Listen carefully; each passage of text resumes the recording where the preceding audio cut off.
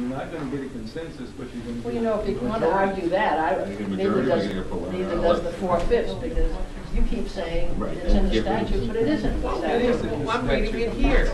It's in It section E. doesn't It's stop at clear. 4/5. No, It continues to explain Well, it go- that no, in but the it goes on case to of a town meeting, the elected. Also, Also, but see, and that's why I have that also word that's Well, making the me go also- back to, okay, Exactly. but The you, also word is making me very keep the- concerned you that it keep takes three? away the majority. I keep 4/5. You keep 4/5, but you ditch 3.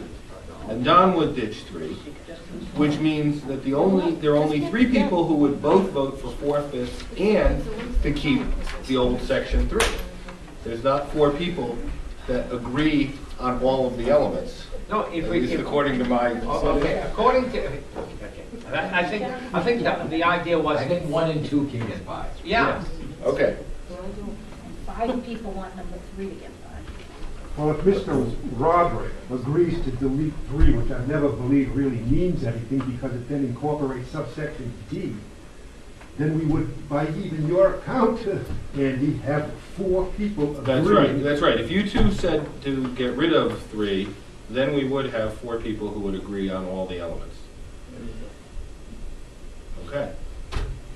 I will say my opinion first, and I will say, I have a big problem deleting 3, because we have a financial town meeting form of government. It's what this town does, whether we like it or not. So I have an issue with it. But it is something that we can go back and look at later. So for the purposes of this, and under duress, I will hold off on number 3 so that we can all be in agreement on 1 and 2. Save the 4/5 with some people. But I think we have enough on the 4/5. Mr. Mitchell. Just to clarify, I sense that there seems to be some consensus emerging on paragraph 2, but my reading of paragraph 2 as it's written is, first of all, that notification is only going on the way up and not approving a levy on the way back down.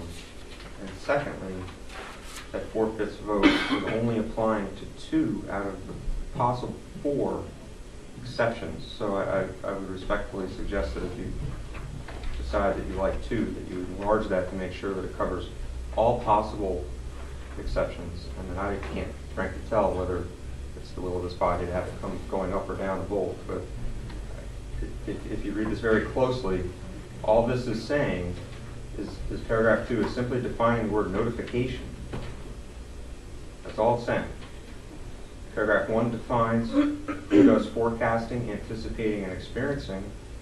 Paragraph 2 simply says who does notification. Notifications are really different thing than approving a levy, and the word notification only appears in sections D2 and D3, and not D1 and D4. I just wanted to point that out. I see it as set forth in subsection D of the Act, which to me, subsection D of the Act is 1, 2, 3, 4. But the word notification only appears in D2 and D3. And we weren't getting into the technicalities of notification, and we're saying that if we decide to send a request up under subsection D, on the reverse of it, it takes a 4/5 vote to send it on to the budget, or send that notification that we may be exceeding, because paragraph 2 It's is really a really, request for approval. Yeah. And that's really what we're That's great. doing. I just want to make sure that this technical language, which is simply defining, reflects your. Mr. President, I make a motion that the solicitor be authorized to attempt a new draft of this proposal. I think because of the ambiguity in the law, there should be something in writing that says, here's what we've settled on. Now, if anybody disagrees with it, then unfortunately, I say, go to court. I don't think we are violating the charter of the law if we publish this without saying that we're the governing body in the case of budgets and taxes, because we are not. whether or not we pass a policy, we are going to have to follow the basic rules, the basic procedure that we're trying to outline in requesting what we're probably going to be requesting. So if we don't have the policy, we're going to be making the argument at each step when we proceed The Because- policy is exactly what we did in 2000. Guess what? It's just, Except on the votes. Yeah, I don't know. Second Mr. Costner's motion. That the solicitor attempt to redraft this based on the information he was provided this evening. Correct. There's a motion and a Clear second. information. We have a motion and a second. Is there any further discussion? Seeing none, all those in favor? Opposed? I'm sorry, Abstain. I gotta hear what he said. He said that he's going to request, the motion is to have Andy redraft this policy based on the information he was provided tonight through this floor and this discussion. Okay, that's unanimous. Okay, the solicitor's response regarding the school budget local appropriation.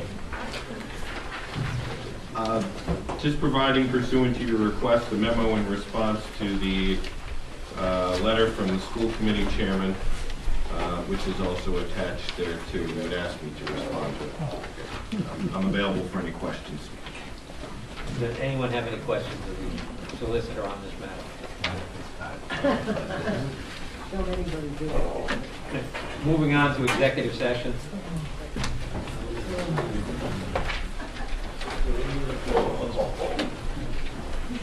We're getting there, we'll see whether we can move forward from there. This time I'll entertain motions.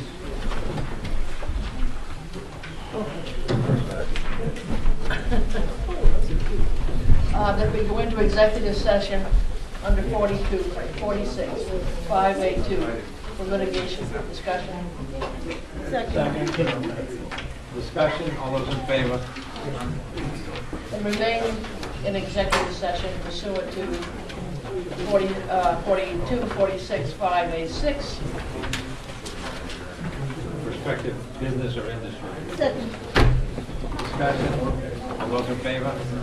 And to remain in executive session to discuss collective bargaining under 42, 46, 5A2. Second. Discussion, all those in favor? We're now in executive session. Explanation of what that was.